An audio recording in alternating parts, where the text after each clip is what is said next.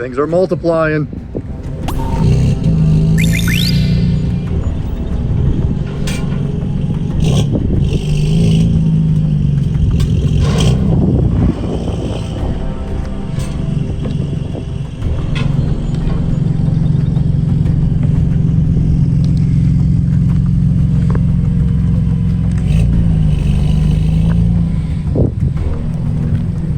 I think I said these F8X cars just keep multiplying in the shop. And these F8X cars, we got another one here. This time, not a white one. Got a secure orange F80 in the shop that is here for a little bit of suspension work, getting a GTMore rear bar, reconfiguring some things on the springs for his MCS 2A non-remote setup, and then gonna do a dyno tune with Motiv on this thing and get it dialed in for the track. Looking forward to digging in on this one. Also want to make sure we get these TA8S 18 by 10.5 squeezed on there with some 295 size tires. This thing is looking good.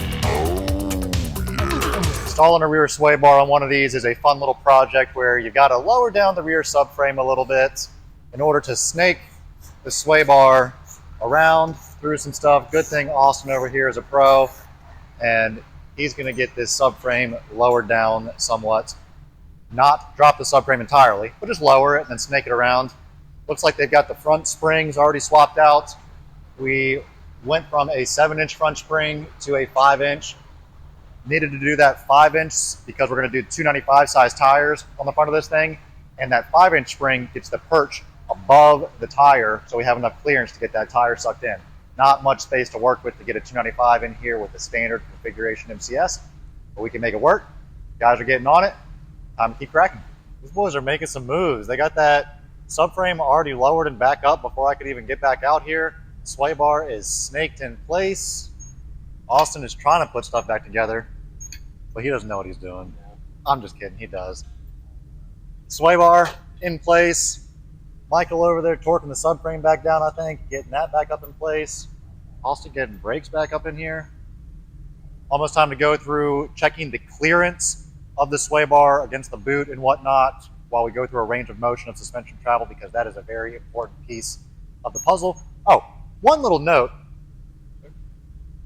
If anyone is installing one of these things, this bracket is slotted, and during the installation process, have this moved all the way towards the front of the car to give the maximum amount of clearance for the sway bar around the spring and all of those things in the back.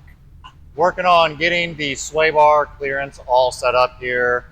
We got this bad boy set. We look at where the ride height was going to be. And as you can see, where is it?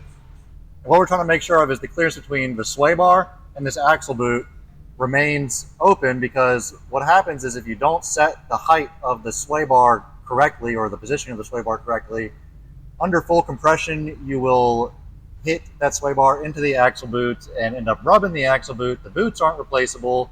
Got to buy a new axle. Gonna have a bad time. All right, go ahead and jack this thing up. So that's about where it is clearance-wise for the ride height we're going to set it at, but then it's going to continue to get closer as we go through the range of motion. Sorry, so go ahead and jam it up.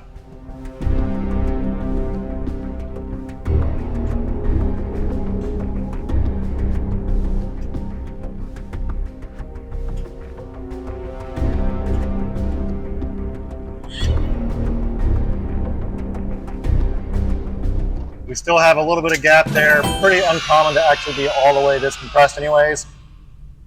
So we know we have the clearance and are good to run with this in this configuration.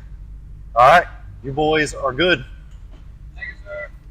This car is running a divorce spring package, which makes it a little bit easier to configure the sway bar clearance, because if you're running a true coilover package, the sway bar has to come around the spring as well, which all the space in there is pretty preoccupied between the axle and the spring, but that GTMore bar still does give you the ability to get it around both the spring and the axle. But do be aware of this relationship between the two, because it is important to get it set so that you're not just jamming into the spring or jamming into the axle, so that everything moves freely as it should in the rear end.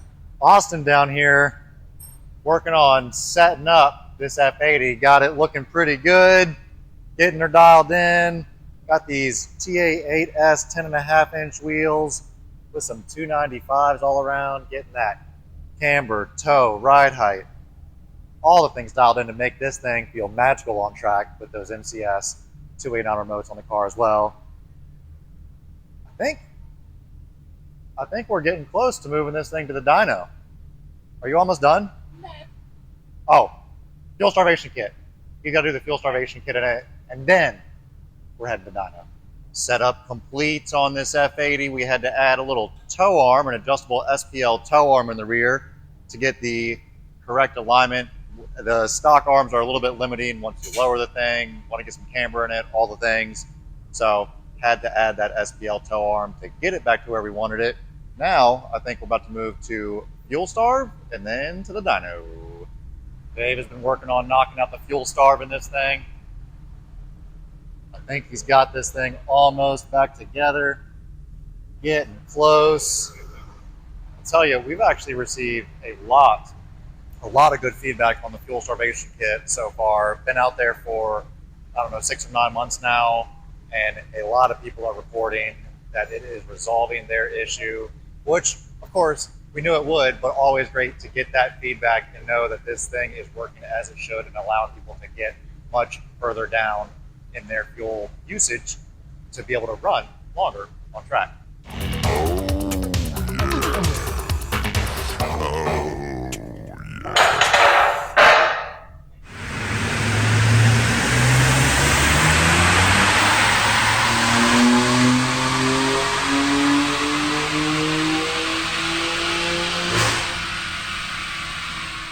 Wrapping up with this project on the dyno, just got some tuning work done with our friends at Motiv. You can see we've got the baseline in the blue, the tune version in red. The baseline was an MHD Stage 2 Plus tune, and I was actually wondering if we would lose a little bit of power over that, just because that tune is really made for power, not consistency over longer runs, whereas this Motiv tune is made dialed in for reducing the amount of corrections that are needed, making sure that it's consistent across a broader range for track use, as these things are not just gonna see a highway pull, this thing is gonna see consistent abuse on track. And well, we made more power, more torque, in the middle range, up around here, we've made 15 plus wheel torque, 15 plus wheel horsepower, where it's really gonna matter in the meat of it, and it's gonna be more consistent and safer for track use. So looking forward to seeing this thing get on track. We're wrapping up with this one, gonna get it off the dyno, get it back in the customer hands. And well, if you wanna see more of this stuff, make sure you subscribe to the channel, hit that like button, leave us a comment, let us know what you think. You ready to go? Should be an awesome race weekend. We are ready to kill it this year. It's good. It's going to be a wild ride.